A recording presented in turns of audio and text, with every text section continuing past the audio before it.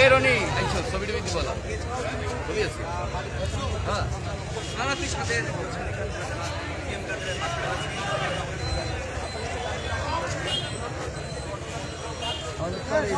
সাথে না সবাই উপাসে লাইট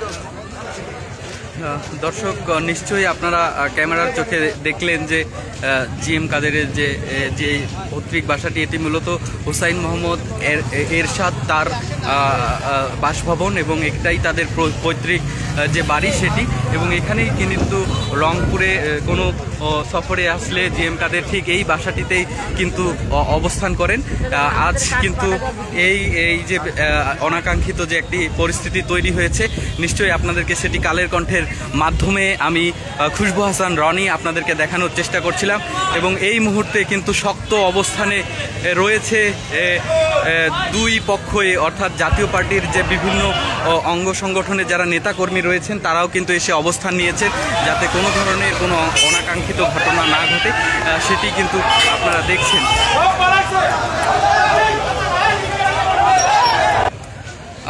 এবং একটি বিষয় যদি আমি আপনাদেরকে বলে রাখি, এর আশেপাশে যে দোকানপাটগুলো রয়েছে সেগুলো কিন্তু বন্ধ হয়ে গিয়েছে এবং বন্ধ করে তারা কিন্তু দোকানিরা চলে গিয়েছেন। এবং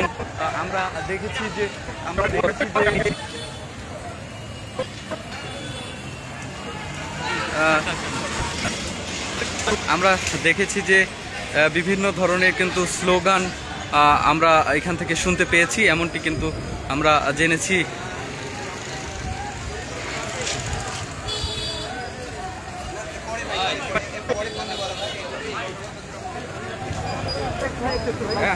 এখানে জাতীয় পার্টির যিনি কো চেয়ারম্যান মোস্তফা মেয়র, জাতীয় পার্টি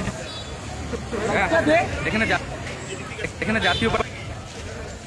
জাতীয় পার্টির যিনি co chairman Mostafa mayor Mostafa তিনি রয়েছেন। আমরা একটু তার কাছে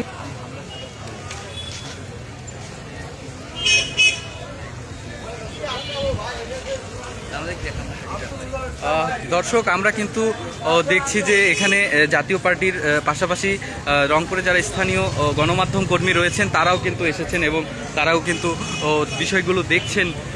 আবার আমরা দেখেছি যে একটু দূরেই কিন্তু আইন শৃঙ্খলা বাহিনীর সদস্যরা অবস্থান করেছিলেন, এমনটি কিন্তু আমরা দেখতে পেয়েছি।